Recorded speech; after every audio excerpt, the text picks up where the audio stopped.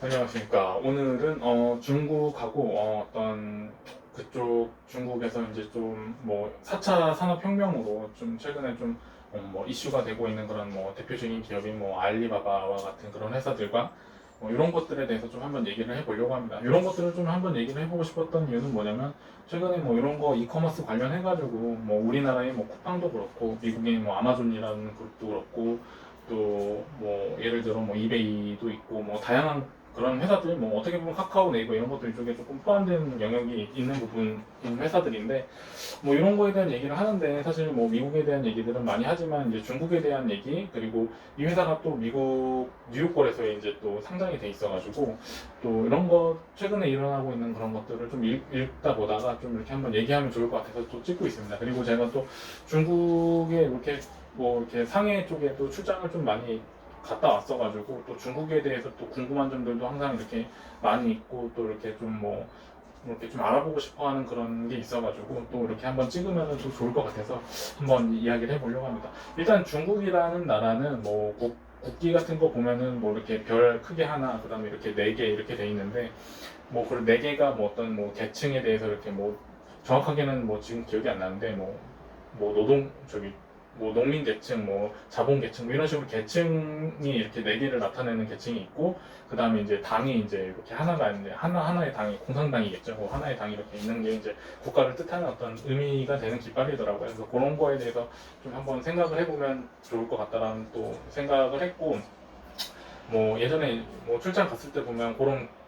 것들을 좀 많이 봤었었는데 그런 게 이제 갑자기 좀 생각이 났고 일단은 간략적으로 일단은 공산당이고 뭐 사회주의를 추구하는 어떤 그런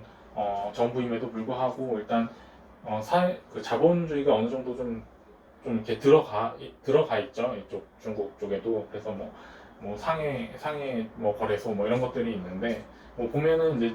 그 뭐 한 78년 뭐 덩샤오핑서부터 해가지고 그 덩샤오핑 주석서부터 시작을 해가지고 이제 뭐 좀 개방 경제 뭐 이런 걸 하겠다 해가지고 이제 시진핑까지 이제 그런 어떤 시진핑 주석까지 이제 그런 어떤 레퍼런스가 쭉 이어져 온 나라라고 좀 보면 돼요. 그래서 그런 와중에 이제 뭐 어떻게 보면 알리바바라든지 화웨이라든지 이런 좀 거대 기업들, 뭐 그런 최첨단 기업들이 이렇게 탄생을 할 수 있었던 배경이 되겠고, 그런 이제 기업들에 대해서 이제 좀 한번 알아보다가 보니까 이제 좀 뭐 중국 기업임에도 불구하고 미국 뉴욕권에서 이제 상장되어 있는 그런 회사들이 일부 있더라고요. 그래서 그런 것들에 대해서 좀 한번 얘기를 하면 또 좋지 않을까 해가지고 이렇게 찍고 있습니다. 일단 좀 말씀드리고 싶은 회사는 이제 알리바바라는 회사인데 여기는 뭐 아시다시피 이제 이커머스에서 좀 거의 뭐 대표적인 회사 중에 하나라고 보면 되죠. 그래서 뭐 아마존이랑도 많이 비교하긴 하는데 뭐 이 회사는 이제 뭐 제가 예전에 뭐 다녔던 회사에서 뭐 어떤 한 저기 직장 동료가 어떤 부업을 했었었는데 어떤 부업을 했었냐면은 여기 알리바바에서 이제 물건을 구매를 해서 미국의 아마존 쪽으로 이제 물량을 보내가지고 거기서 이제 아마존을 통해서 판매를 하는 그런 사업을 이제 부수적으로 했었어요. 근데 했었었는데 그 사업이 어느 정도 또 잘 돼가지고 그거를 이제 꾸준히 이제 퇴근하고 나서 이렇게 그런 사업을 하는 거를 제가 옆에서 지켜봤었었는데 그때서부터 이제 알리바바라든지 아마존이라든지 이런 거에 대한 관심은 이제 지켜보면서 이제 좀 이렇게 봤었었는데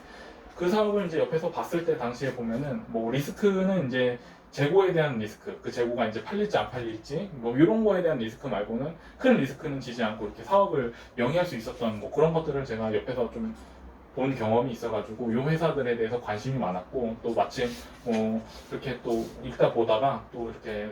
뭐 찍으면 좋을 것 같아가지고 또 알리바바에 대한 밸류에이션 그 다음에 최근에 발생한 이슈들 이런 것까지 같이 한번 또 얘기하고 저도 기록에 남기면 나중에 좀 도움이 되지 않을까 해가지고 이렇게 하고 있습니다.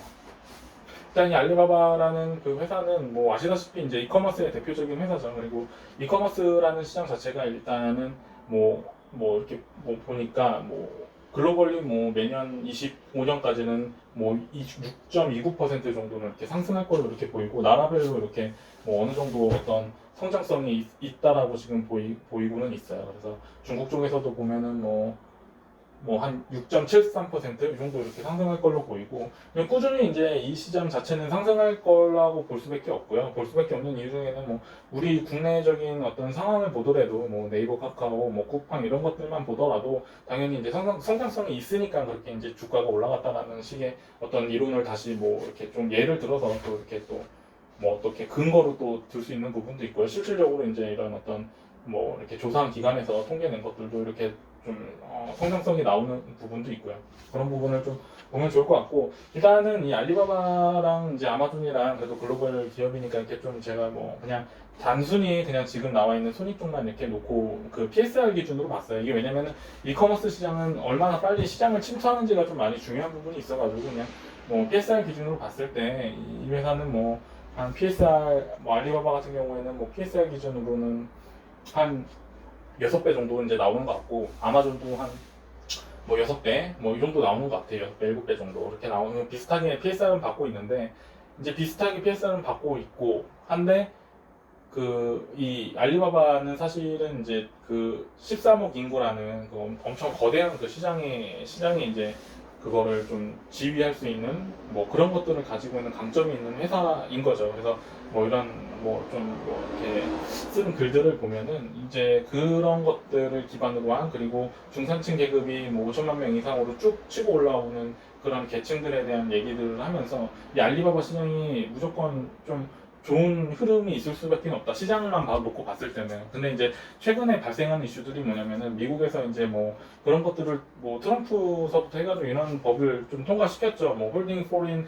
컴퍼니스 어카운터블 액트라고 해가지고 뭐 외국인한테 이제 어떤 규제를 하는 거죠. 규제를 어떤 식으로 하냐면은 외국 법인이 이제 회계 기준에 이제 미치지 못하면은 뭐 주식 거래를 중지할 수 있다, 이런 법을 만들어가지고 그 어떤 미국에서 이렇게 제안한 그 법안에 이제 통과가 되지 못하면 뭐 지금 뭐 이렇게 보시면 알겠지만 2, 3년 뒤에도 이게 미국 거래에서 상장이 돼 있지만 그 상장 폐지가 될 수 있다라는 어떤 그런 좀 리스크, 스레이트 위험 같은 게 좀 있다라고 지금 얘기를 하고 있는 거거든요. 그래서 그런 부분들은 좀 조심을 해야 되는 부분들이 있는 거고, 이제 얘기하는 게 이게 이제 뭐 홍콩 거래소로 가지 않을까, 뭐 그런 부분에 대한 얘기도, 이제 만약에 여기서 이제 미국 거래소에서 어떤 기준을 통과하지 못하면 이게 뭐 홍콩 거래소로 이전하는 이슈가 또 있을 수도 있는데, 그 이전 이슈에 대한 어떤 그런 비용들도 지금 뭐 얘기가 나오고 있는 것 같고, 그런 부분이 이제 좀 어떻게 보면 큰 리스크로 지금 이제 보고 있어서 최근에도 주식이 이제 많이 이제 오르지를 못하고, 큰 시장성이 있고 이커머스는 무조건 성장할 수 있다라는 스토리가 있음에도 불구하고 지금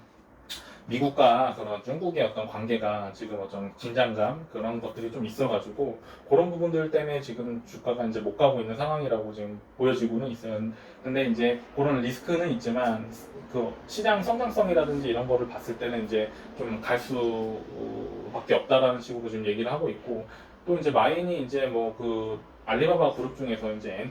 엔트 그룹이라고 해가지고 뭐 핀테크를 이제 영위하는 그런 어떤 금융 그 회사를 조금 한번 상장을 시켜보려고 이렇게 시도를 했었다가, 그 어떤 중국의 어떤 뭐 너무 공격적인 어떤 좀 자본주의를 너무 깊숙이 생각을 하는 그런 마인드를 가진 그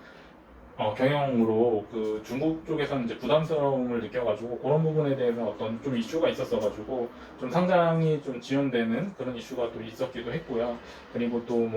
뭐 독점 뭐 이런 거에 대한 이슈를 또 걸어가지고 또 벌금을 또 2조에서 3조 이렇게 지금 내는 걸로도 지금 나와 있기도 하고요. 그런 것들로 봤을 때 지금 뭐 회사 자체의 시장성이라든지 그런 것들은 조금 받쳐주는 부분은 있는 것 같은데, 그런 어떤 규제라든지 또 어떤 국가 간의 그런 관계라든지 이런 부분 때문에 지금 주가가 흐지부진한 그런 부분들이 지금 보이고 있거든요. 그래서 이런 거에 대해서 지금 한번 얘기를 해보고 싶었고, 여기서 이제 포인트는, 제가 생각했을 때 포인트는 뭐냐면 이게 상장이 폐지가 될지 안 될지 이런 거는 알 수가 없는 부분이고, 현재에서는 알간에 지금 이런 그런 상장 폐지에 대한 이슈를